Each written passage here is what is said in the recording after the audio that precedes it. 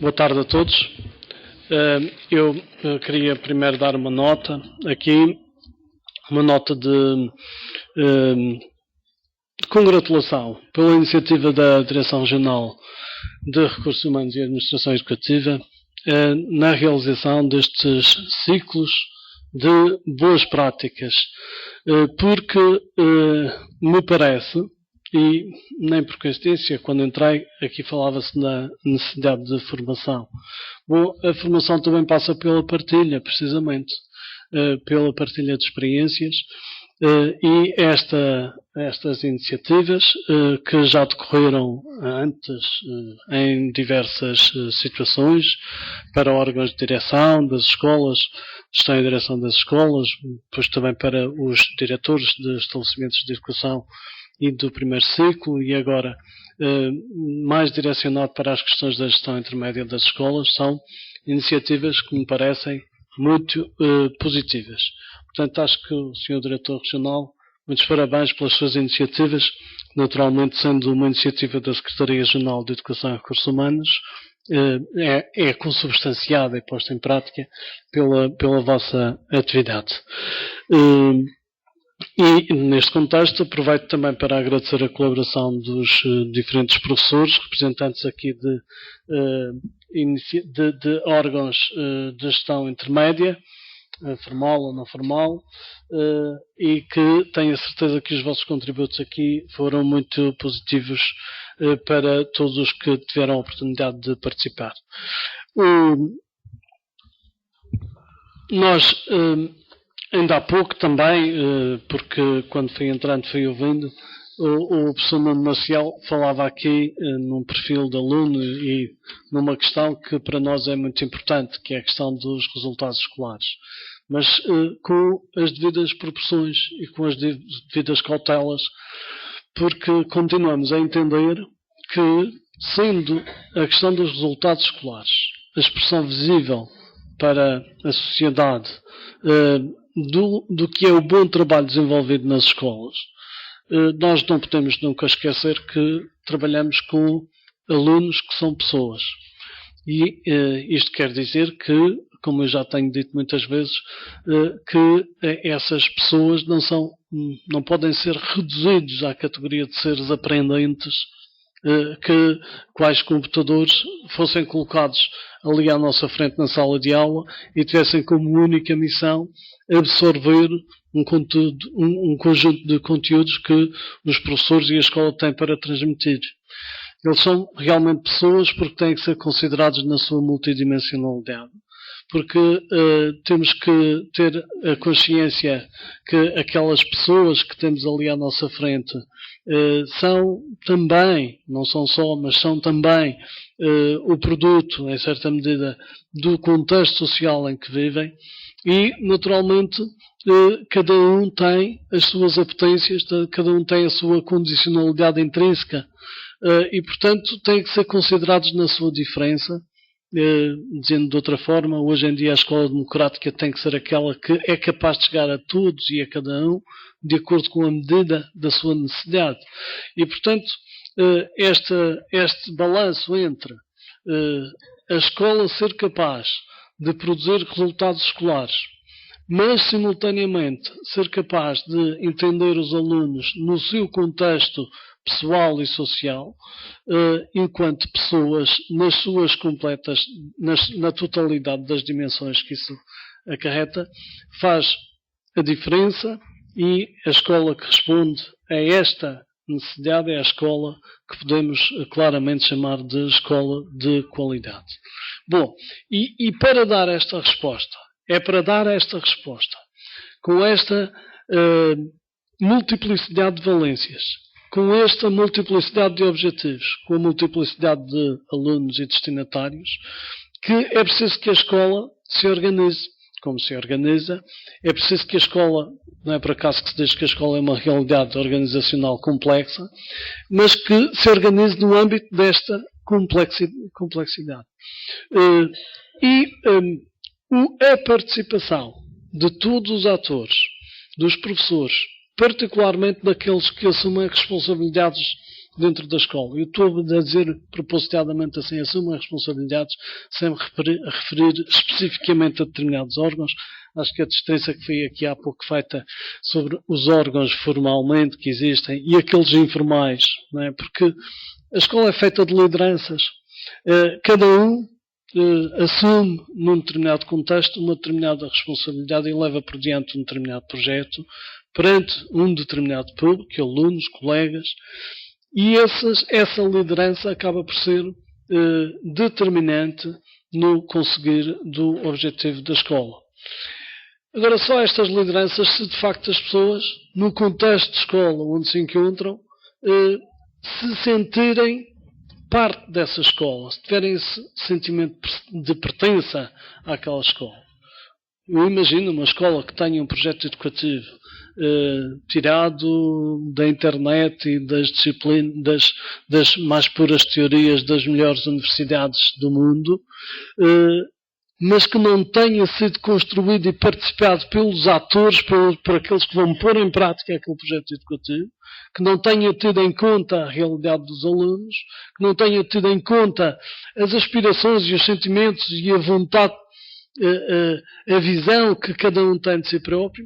Bom, esse projeto educativo está condenado ao fracasso. Pelo contrário, aquela que constrói o seu projeto educativo com base nessas vivências, que são carreadas para o processo através dos próprios professores, daqueles que vivem as circunstâncias da escola, então essa escola, esse projeto educativo terá as melhores condições para poder caminhar na senda do sucesso. Os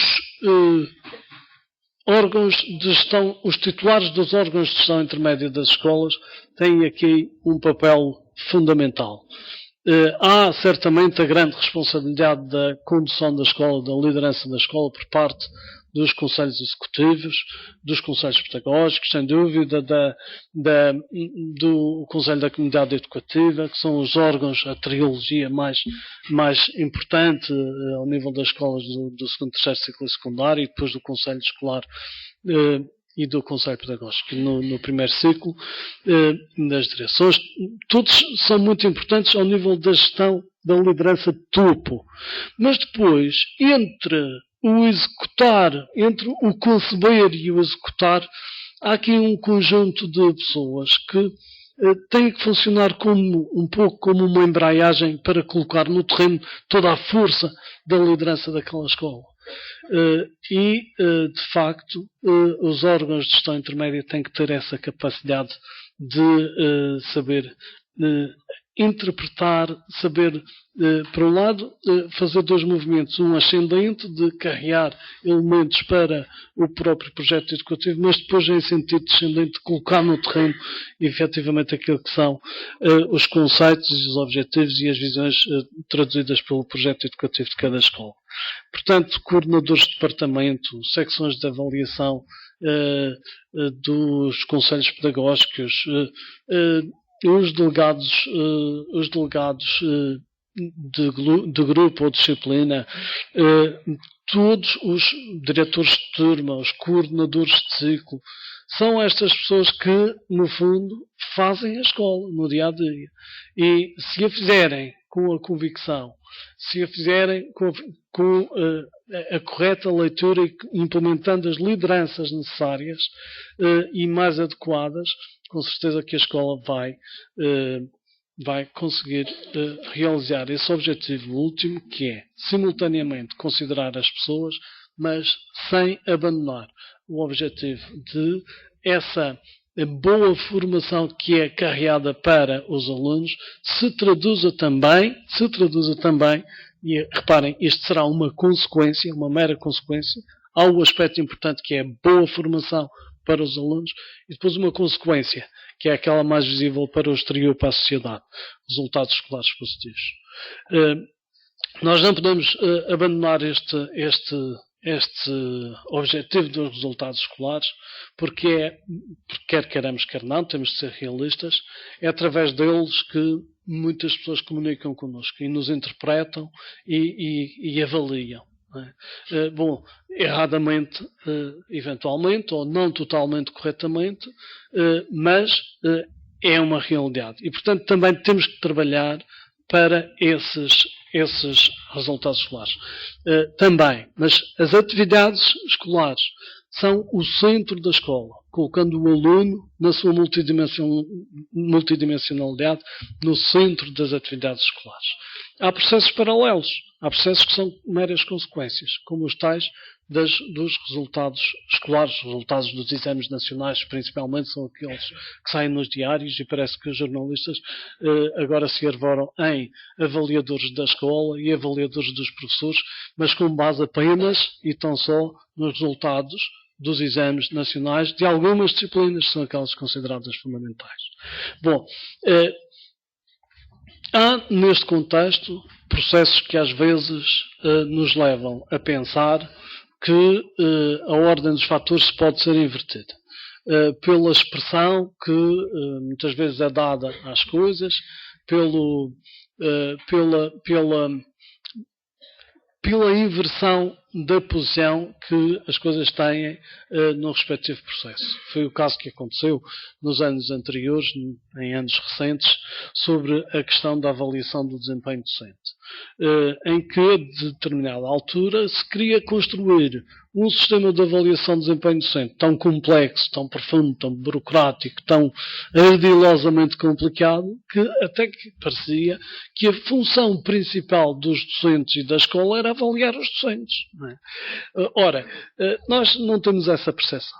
Entendemos que a avaliação do desempenho docente é uma consequência, mais uma consequência, de a escola existir, de a escola estar empenhada na realização de um bom trabalho à comunidade, particularmente aos alunos. Em consequência disso, faz-se também uma avaliação, porque a escola tem que ser reflexiva, tem que ser crítica relativamente a si própria, e dizer que a escola tem que ser reflexiva e crítica relativamente a si própria significa também ter a capacidade de fazer essa reflexão e essa crítica relativamente aos seus elementos, nomeadamente os profissionais que têm uma função absolutamente primordial na escola, que são os docentes. Mas com esta clara noção, é que a escola tem que ocupar 98 ou 99% do seu tempo e do seu esforço a produzir trabalho para os seus alunos, a desenvolver as atividades escolares normais e depois dar a devida importância às coisas. E depois complementar esse trabalho com o tal 1 ou 2% que sobra do tempo e da atividade para fazer uma tarefa que tem que claramente ser adjetiva, que tem que ser complementar, tem que ser marginal relativamente àquilo que é o essencial da escola, que é a preocupação com os alunos, é a preocupação com a sua formação. E também aqui nesta matéria, me parece que se aplica a mesma lógica. O envolvimento dos órgãos de direção de tubo, certamente que é muito importante. Mas depois de pouco valorará que os órgãos de direção de tubo da escola tenham realmente uma boa compreensão do que é o processo subjacente à avaliação do desempenho docente, se isso não for compreendido por toda a escola, a começar por aqueles professores que desempenham funções nos órgãos de gestão intermédia. E parece-me que este é bem um exemplo, eu sem conhecer em profundidade, porque não estive aqui a acompanhar o teor e o conteúdo das diferentes comunicações, mas aproveito para puxar, digamos, aqui a brasa à sardinha, não é? Porque é uma matéria que está agora a ser implementada. É bem um exemplo de como os órgãos de gestão intermédia têm um contributo muitíssimo positivo a dar à organização escola e dizer que conto com, tal como o Sr. Dr. Jorge Morgado já aqui o referiu, conto com as lideranças das escolas. Aqui há todo um universo de lideranças informais que se prescrutam e às vezes não se conseguem identificar, mas que são absolutamente determinantes para o bom sucesso da missão educativa da escola. Conto convosco. Muito obrigado por terem estado aqui presentes a pensar problemas da escola e da educação. É pensando problemas da escola e da educação que nós conseguimos, muitas vezes, dar um salto, fazer um clique e fazer com que a nossa escola amanhã dê uma resposta melhor do que aquela que está a dar hoje. Não porque a que hoje esteja, a que está a ser dada hoje seja má, mas porque as realidades são realidades em permanente mudança e nós temos que ter esta capacidade de ir pensando o que vai acontecer amanhã para que a escola que nós queremos, que nós visionamos, que nós trabalhamos para que seja assim, amanhã possa dar a resposta adequada aos problemas que vão surgindo amanhã. Muito obrigado a todos.